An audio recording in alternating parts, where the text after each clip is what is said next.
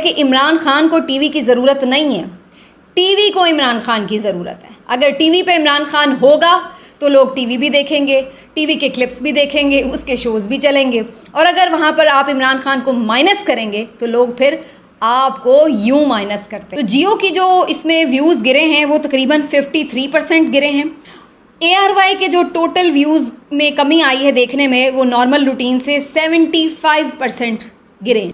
इसी तरीके से बोल न्यूज़ की 80% जो व्यूअरशिप है वो गिरी है सोशल मीडिया के ऊपर। इन तमाम के मद्दे मुकाबिल जो इमरान खान साहब का पर्सनल यूट्यूब चैनल है उसके ऊपर 85% पिछले 3 महीनों में रेटिंग एकदम इम्प्रूव की है। लोगों ने आपके चैनल्स देखना ही छोड़ दिए हैं।